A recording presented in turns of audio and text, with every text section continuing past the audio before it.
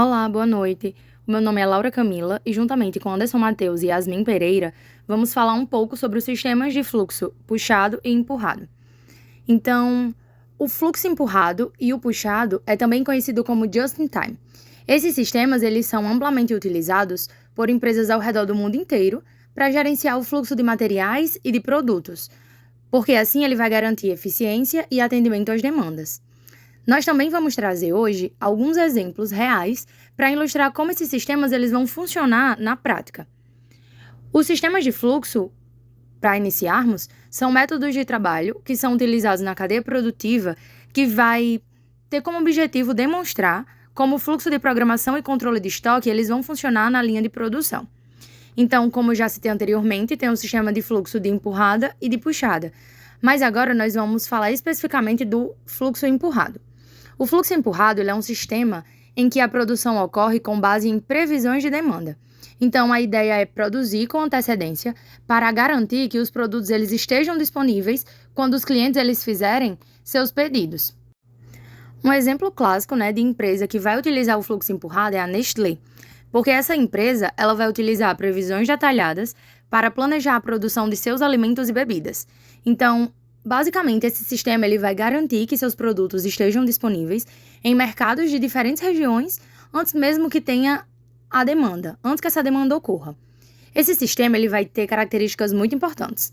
Ele é baseado em previsão, que temos no slide a previsão de demanda. Então, isso significa que decisões sobre o que e quanto produzir são feitas com base em expectativas futuras. Ele geralmente leva a estoques elevados, estoques altos, já que cada etapa da produção empurra itens para a próxima, mesmo que eles não sejam necessários exatamente naquele momento, de forma imediata. E há um controle centralizado, onde um plano mestre ele vai ditar todo o processo de produção. Então, embora ele seja eficaz para atender uma ampla base de clientes, ele também vai apresentar uma desvantagem, como, por exemplo, o risco de estoque obsoleto e desperdício, caso essas previsões sejam imprecisas.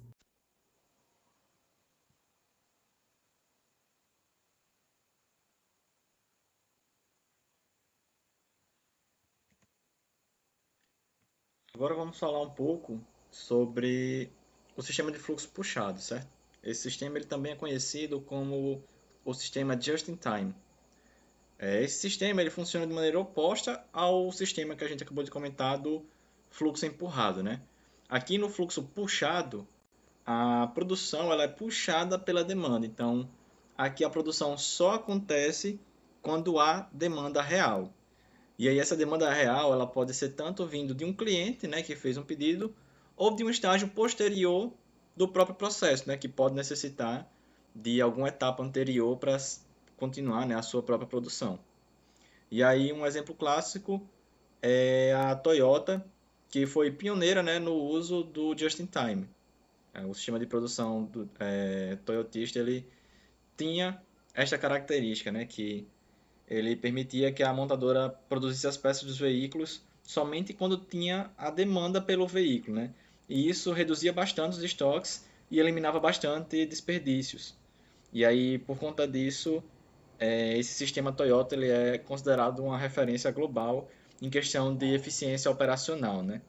Então, esta é uma característica que é do sistema just-in-time, né? Você conseguir produzir apenas o essencial, necessário.